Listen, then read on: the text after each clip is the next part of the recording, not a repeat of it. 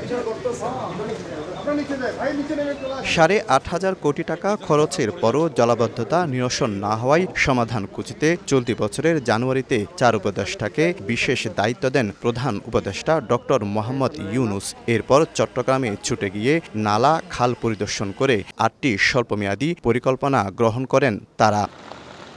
এর ৪ মাস পর কাজের অগ্রগতি দেখতে নগরীর বেশি জলাবদ্ধতা হয় এমন ৩টে স্থানে সরেজমিনে ঘুরেছে সময় টিভি।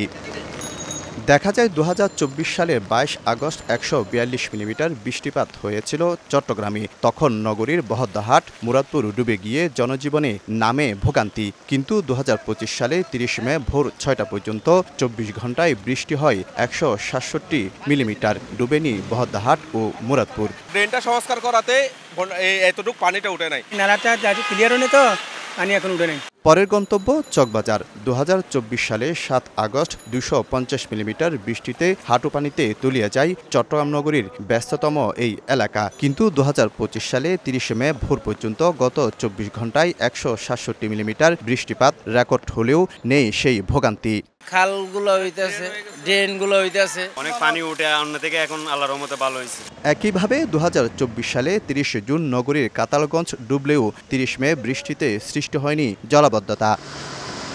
এই ৩টে স্থানে ২০২৪ সালের জুন, জুলাই, মে ও আগস্টে ৫ বারের বেশি জলাবদ্ধতা হলেও এবার হয়নি। কিছু জায়গায় পানি জমলেও সঙ্গে সঙ্গে নেমে গেছে। শফিকুল আলম, সময় সংবাদ, চট্টগ্রাম।